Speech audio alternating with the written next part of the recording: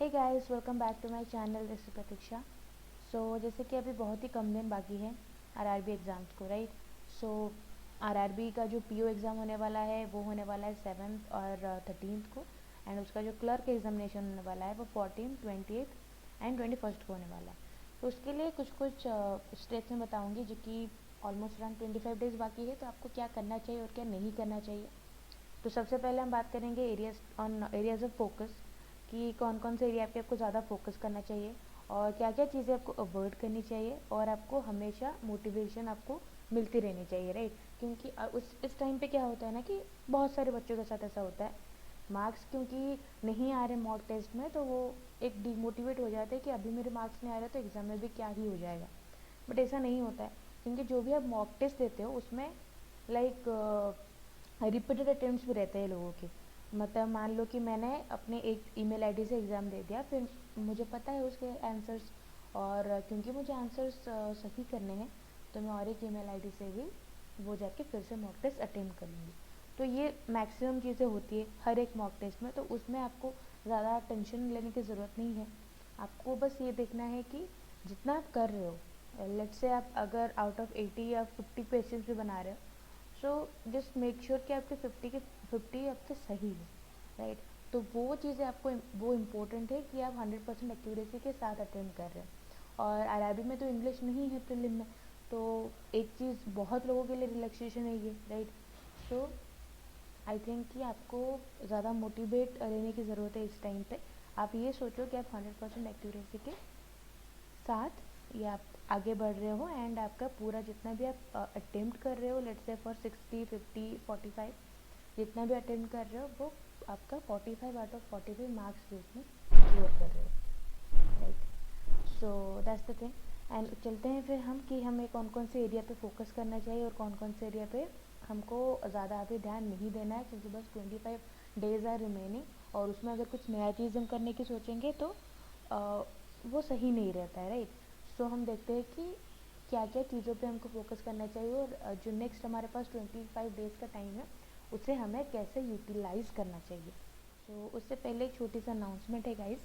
तो जो लोग भी टेक्स्ट बुक यूज़ करते हैं, या फिर जो लोग अभी नया नया प्रैक्टिस कर रहे हैं, जिनका अभी ग्रेजुएशन ख़त्म हुआ एंड उनको एक अफोर्डेबल सोर्स चाहिए, और उन्होंने जो फंडामेंटल्स क्लियर किए उनको एग्ज़ाम देने के लिए या फिर थोड़ा प्रैक्टिस करने के लिए अगर उनको एक अफोर्डेबल सोर्स चाहिए, तो आई ऑलवेज़ रिकमेंड कि आप टेक्स्ट बुक खरीदो।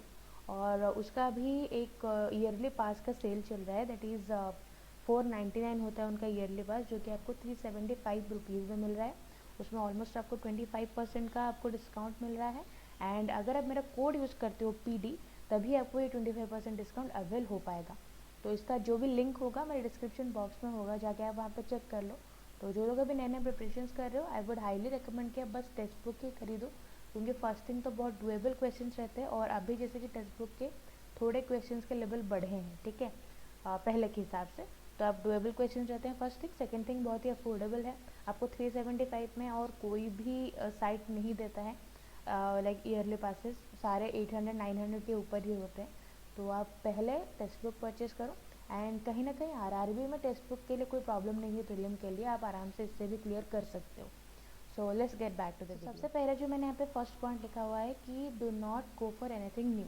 तो आपने जितना प्रैक्टिस करना था, आपको जितना भी फंडामेंटल्स क्लियर करने थे, जितने क्लासेस वगैरह देखने थे, वो आपने देख लिए। अभी आपको कोई भी नया चीज़ नहीं करना है। फॉर एग्जाम्पल कभी भी प्रोबेबिलिटी या फिर परम्यूटेशन कॉम्बिनेशन जो होता है, मेरे से कभी नहीं होता है वो, ठीक है। तो अभी अगर मान लो कि मैं भी एग्ज़ाम दे रही हूँ एंड वो मेरा चीज़ क्लियर नहीं है, तो मैं उसे क्लियर करने की कोशिश नहीं करूँगी इन 25 डेज़ में, राइट। क्योंकि अगर उससे से एक दो क्वेश्चन आते हैं, अगर मैं उसको स्किप भी कर देती हूँ, तभी भी मेरे पास 38 क्वेश्चन बचते हैं मैथ में। टोटल मैथ्स में आपके 48 क्वेश्चन आते हैं, उसमें मान लो एक ही आएगा परम्यूटेशन का, एक आएगा कॉम्बिनेशन का, सॉरी एक परम्यूटेशन कॉम्बिनेशन का, एक आएगा प्रोबेबिलिटी का।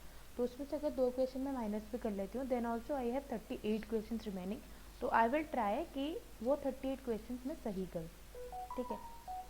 तो मैं वही बोल रही थी कि do not go for anything new. For example अगर आपको सिलॉग के क्वेश्चंस नहीं आ रहे, बना नहीं पा रहे, जो कि मेरे साथ पहले होता था।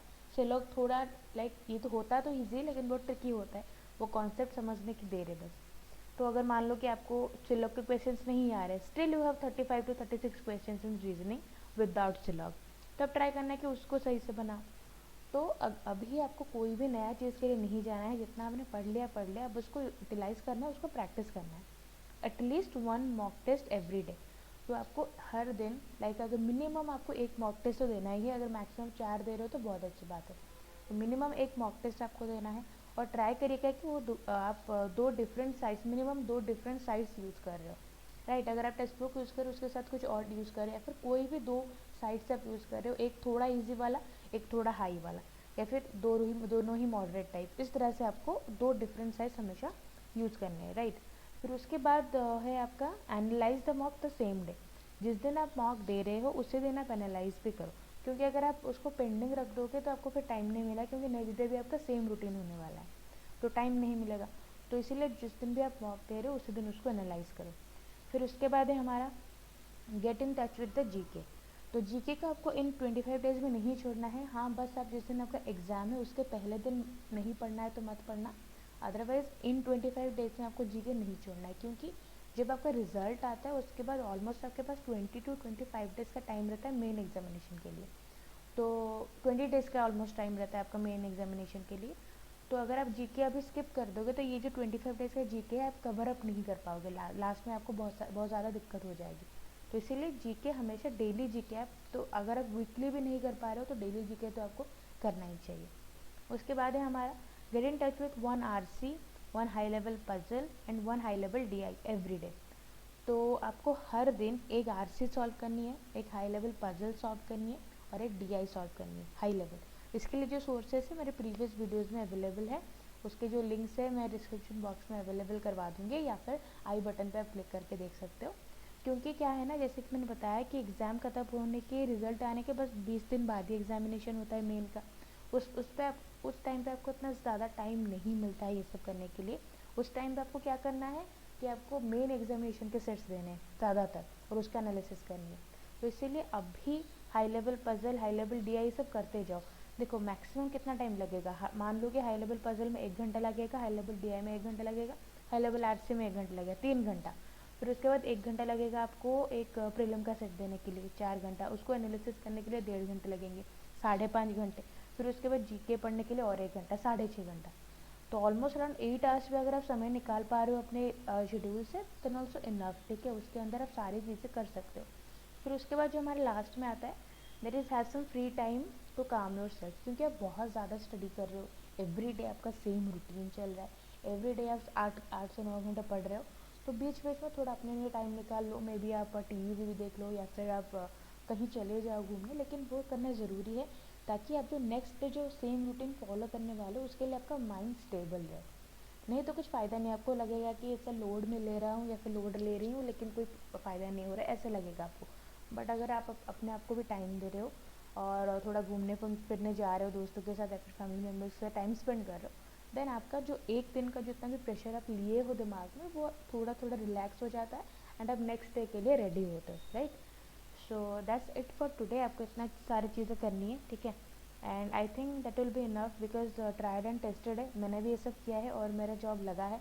तो सिलेक्शन आप लोग का भी ज़रूर होगा, और ऐसा कोई नहीं होता कि सिलेक्शन जो लोग लेते हैं वो लोग कहीं आसमान से आता है, बस नॉर्मली होता है। आपको सही टाइम पे सही चीज़ें समझने की ज़रूरत है। और RRB PO मेरा हुआ, and SBI PO IBPS PO नहीं हुआ।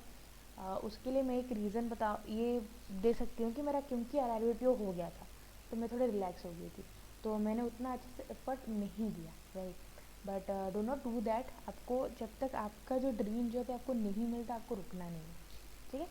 सो thank you so much for watching, and अगर मेरे कंटेंट अच्छे लगे तो सब्सक्राइब कर दिया करो। और मेरे से अगर कनेक्ट करना हो तो मेरे जो भी लिंक्स है like Gmail, Instagram and Telegram, वो सारे डिस्क्रिप्शन बॉक्स में अवेलेबल है। So thank you so much and have a great day ahead. Bye bye.